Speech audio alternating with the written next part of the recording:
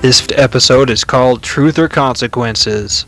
This 2150 episode begins just before the second bell rings, and Lukey and Zoomie are not in their chair.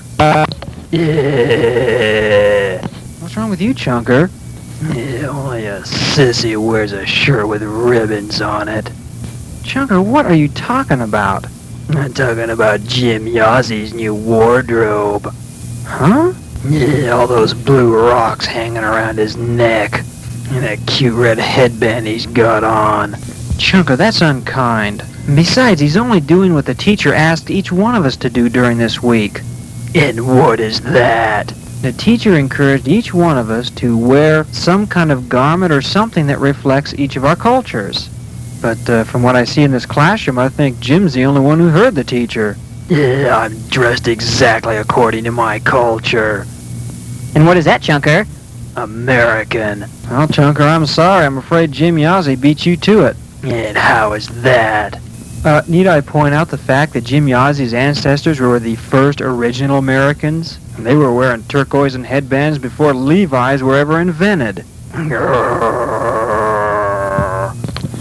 Uh-oh, somebody's missing. Two somebodies. And that second bell's about to ring. Well, who's missing?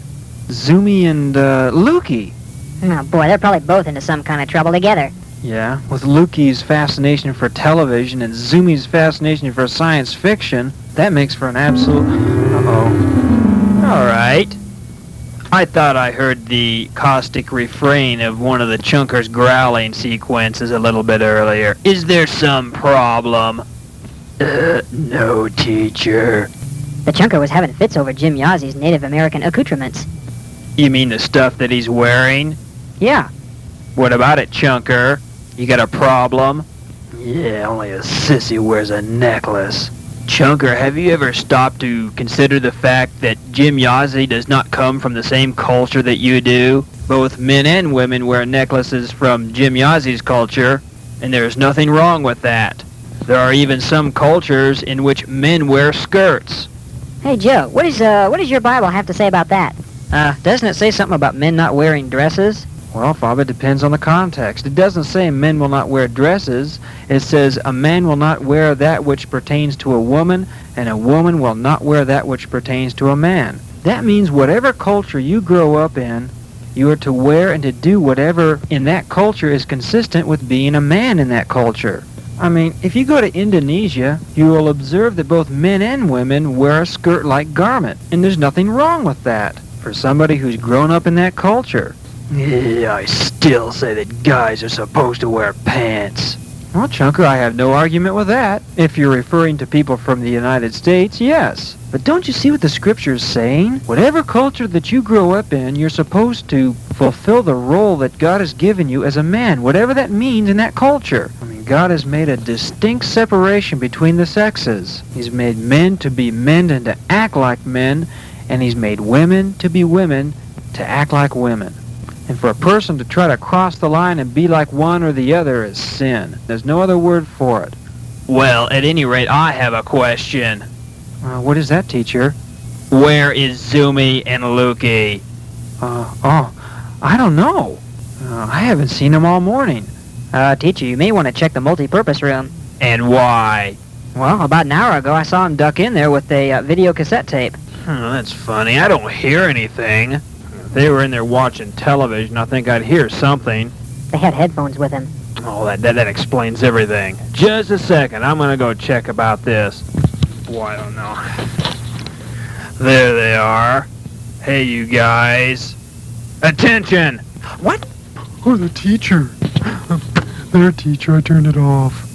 For your information, the second bell has already rung. What? Get in the classroom right now.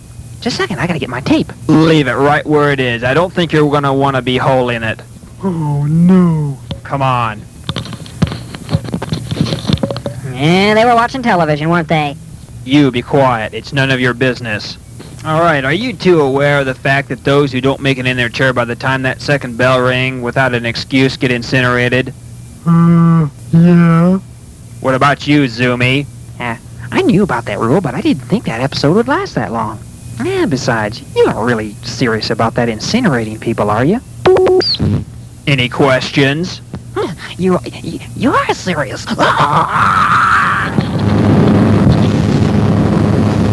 Teacher, you wouldn't mind thinking about having mercy on me, would you?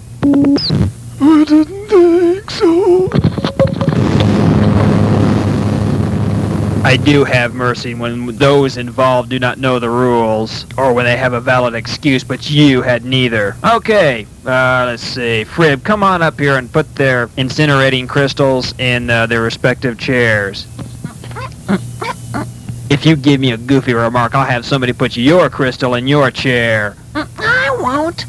Get up here. Okay.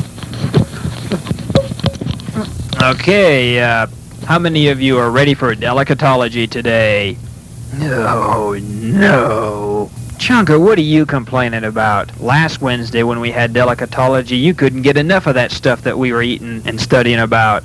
That was pretty good stuff, teacher. What was it called? The delicatology computer gave it the name of Slaclaclatrod marbles, the indigo variety. At any rate, we are not going to have delicatology today. Why not, teacher?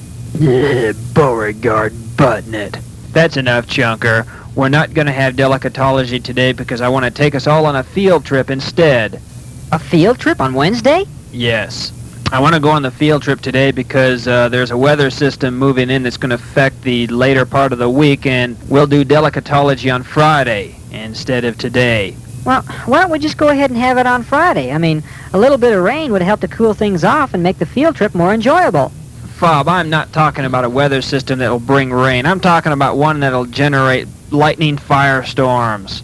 Oh, my lips are sealed. Yes. Alrighty, as you all know, we've been studying the geological phenomena known as silica replacement, or petrification. And today we're going to go on a field trip to look for rainbow petrified wood in an area just adjacent to the Petrified Forest National Monument. There's plenty of petrified wood outside of the monument area that we can collect. So here comes somebody. I think we're being invaded. What happened? Where am I? What? Here comes Zoomie.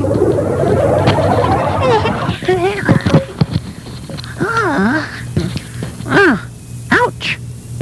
Boy, that smarts. Well, whatever he hit me with felt like a 50,000 volt charge. What am I doing in this chair? I don't usually sit here. Yeah, how come I'm over here in this part of the classroom? I put the wrong crystals in the wrong chairs. Teacher, what happened to me? You know what happened to you. You and Lukey exchanged chairs right now. Okay. Boy, You both should know by now that those who don't make it in their chairs... get incinerated, I know. Well, evidently knowing it hasn't been enough for you, so... Boy, that smarts. Felt like I stuck my finger in a wall socket. Alright, that's enough. You two get yourselves ready because we're going on a field trip to look for petrified wood. And where's that? Just adjacent to the Petrified Forest National Monument in Navajo County. Well, that's 200 miles from here. It'll take hours to get there. Not to mention get back, and I'm not about to miss my show tonight. Zoomie, we aren't going to be driving. What? Okay, I want everybody to go ahead and get your rock collection bags and all the usual equipment that you bring with on field trips. And don't forget your notepads. Boy, what is this? I like these field trips. Get out of my way. Alright, Chunker, show some manners, will you? Okay, everybody assemble into the transport chamber. A what? That rounded room right there. I've always been wanting to know what that is. Looks like a round shower stall or something. It's not a shower stall, it's a transport chamber. You never told me what that does. Zoomie, that transport chamber disintegrates your molecular structure, transmits it through the air, and then puts it back together wherever it is we're going to go. You're joking me. There ain't no such thing as that. There is now. Our technology recently came up with it. Step right up. All right. Okay, looks like everybody's up here. Alright, dialing coordinates for Navajo County. And location. Alright.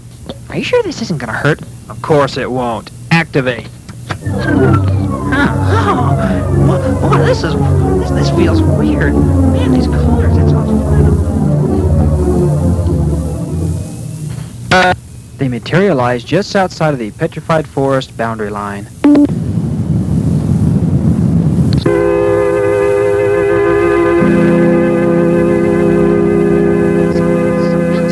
These colors, it's... wow. Well, Zoomie, did it hurt? Well, not really, but it sure felt strange. And all these colors that were flying around. Okay, we're here. Alright, I want you all to go ahead and fan out and try to find as many pieces of petrified wood up to 5 pounds that you can.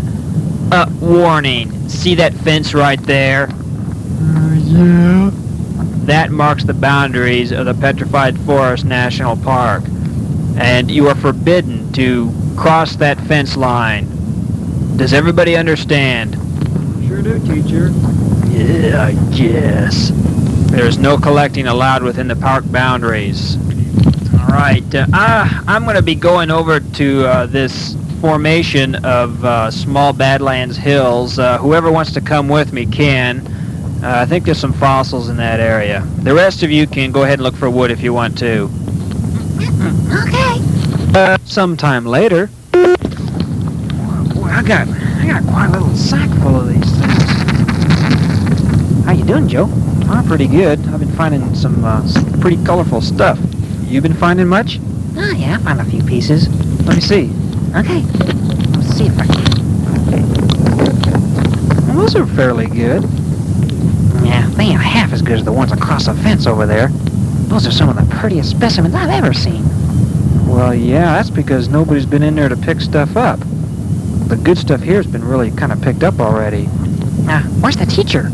He's over behind that bunch of hills over there. I got a neat idea. I could just sneak across the fence and get a couple specimens. Come on, Zoomie, you know that's not right. Look at that sign there on the fence. It says no trespassing, no collecting. It's okay to sneak across and get a couple specimens as long as you don't get caught. Zoomie, I'll just zip under the fence here and... Zoomie, get out of there. I'm only gonna pick up a couple. Oh, boy. That's all it takes. There we go. See? No biggie. Look at these specimens. These are the best I've ever seen. Zoomie, those don't belong to you. So what? Nobody saw us. Zoomie, it doesn't matter whether anybody saw us or not. It's still wrong. Well, as long as we don't get caught, as far as I'm concerned, it's cool. Later, just as they're getting ready to return to the classroom. Okay, is everybody here? Let's see, the Chunker's not here, Frib's not here, and Kodo's missing. Alright, they know they're supposed to be back here by now. Oh, here comes Frib. How you doing, Frib? I did pretty good, except that I was attacked by a mutant bowling ball. Well, you look like you're in pretty good shape to me. Yeah, the thing was drumming on my head with chopsticks. Alright, Frib, that's enough. That's absolutely dingy. Oh, here comes Kodo. How'd you make out, Kodo? I found quite a few good specimens. How come you've got dirt all over you? I was attacked. What, by a mutant bowling ball? What are you talking about? Never mind. What is your problem? I was attacked by somebody who did not want to look for his own rocks. He tried to take my petrified wood specimens. Who could that somebody be? Who's that? It's the Chunker crawling out from behind a rock. It looks like he got into a fight with a landslide or something. Chunker, what happened to you? Never mind, let's just transport back to the classroom and drop the subject. Chunker, did you try to steal Kodo's rock specimens? I'm not gonna answer under grounds that it might. Incinerate me. I can expect nothing less from the chunker. Oh boy. You know, it would seem like it'd be easier for him to just collect the rocks instead of going through all that rigmarole and getting burned down. Well, you'd think so. Okay, everybody get ready to transport. Back in the classroom. This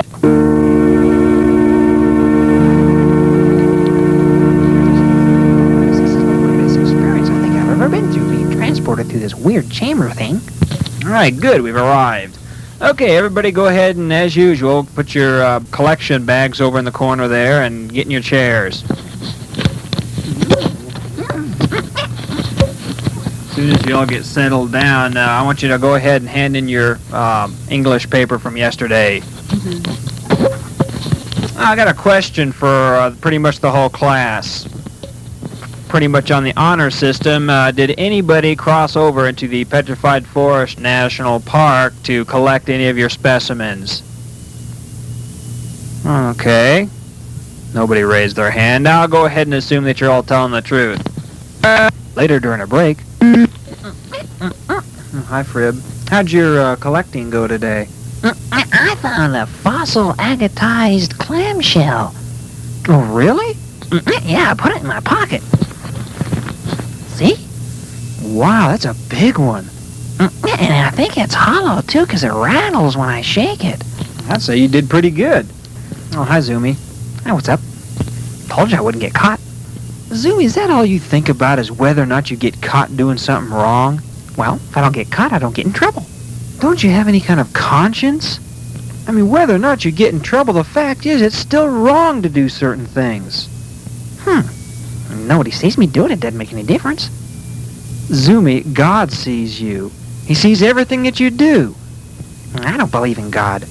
Well, that doesn't make any difference. Just because I don't believe in the sun doesn't mean the sun stops shining. Every single thing that you do, every day of your life is being recorded before the Lord.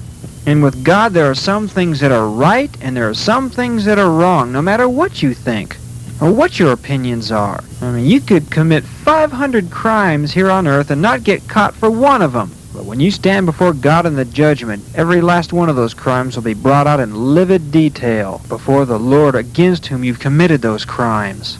I don't get so shook up. Well, I picked up a couple pieces of rock. Zoomie, the scripture says to be in obedience to the governing authorities. And that sign that was on that fence that says do not collect petrified wood was put there by the governing authorities. And they may not have caught you, but God will, sooner or later. And he won't put you in a prison with bars. He'll put you in a prison of another kind that Jesus had a lot to say about. And it is far more terrible than any barred prison. I don't believe in hell. Zoomie, you not believing in it doesn't make it cease to exist. I mean, God's eternal laws and ways do not conform to your beliefs. You gotta get in that Bible and find out the truth of things and conform your beliefs to the truth.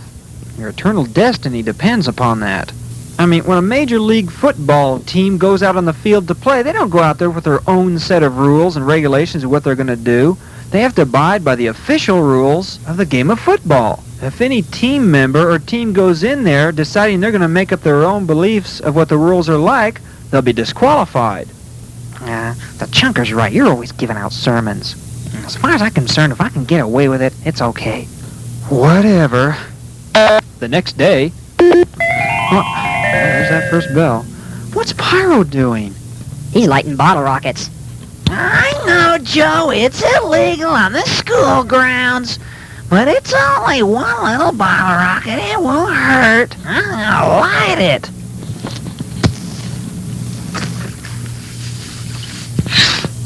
Wow, did you see that? Yeah, it went sideways right into the school window. No, I hope it doesn't explode. Well, it didn't sound like it did. The teacher finds it. I know. Oh, hi, Zoomie. What's wrong? I don't believe it. What's your problem? I don't believe somebody had the nerve to do that. The nerve to do what? Seems like nobody's got any sense of decency anymore. Zoomie, what are you talking about? Now, you know those two real pretty pieces of petrified wood I picked up yesterday? What about it? I put him on my desert landscaping out in front of my house, and during the night somebody took him, ripped him off. Are you sure? Yeah, there were footprints in the sand leading up to him. Well, that's no biggie. What do you mean, Joe? Those are the best rock specimens I had. Well, it's okay. The people who did it didn't get caught. It's not okay. They took my stones. Well, like I said, it's no big deal. They didn't get caught. I mean, you're telling me yourself that as long as a person doesn't get caught, it's all cool and peachy. Oh, come on, Joe. That's not fair. Well, it's exactly fair. That's what you were telling me when you took the stones yourself. You said as long as you don't get caught, everything's cool, right? Don't come complaining to me that somebody ripped them off of you and they didn't get caught. I mean, it works both ways equally. But it's not the same. Yes, it is the same. Except in this case, you were the victim instead of the perpetrator. What's your point, Joe? My point is that you do right just for right's sake alone. I mean, if the speed limit is 45, you go 45 whether there's a cop there or not. You go 45 because that's the law. Or if you're working and at your job, you do a good job whether the boss is watching you or not. You do a good job because you want to do a good job, not just to stay out of trouble. You do that good job as if you're doing it for the Lord, because you are. I mean, you should stay out of trouble because you hate what's wrong, not because you don't want to get caught and get in trouble. There's a sad lack of people who can be trusted in this world nowadays. People who can be trusted to do what's right, do it well when nobody's watching. Jesus said if you can be trusted with the little things of life, then you can be trusted with big things. But if you're dishonest in the littlest things in life, then you can't be trusted with the big things either. That means if you're at a job and you goof off a little bit when the boss isn't around, you are untrustworthy, period. And that goes whether you're saved or not. But if you're faithful and you desire to do what's right in even the littlest things, and to the best of your ability you carry out those little things, God will entrust you with larger and larger things. That's if you know Him, of course. But lest all of us get incinerated, I think we better get to our chairs. I think the first bell did ring. Uh-oh, you're right. Oh, boy. I gotta get in my chair. That was close. Huh. Teacher, how come you're, Yeah, what are you doing with a stick in your mouth? I know he doesn't use toothpicks. Well, I was just walking down the hallway, and before I knew what was happening, this flew in the window and into my mouth. Oh, no. That looks like a pickled bearing.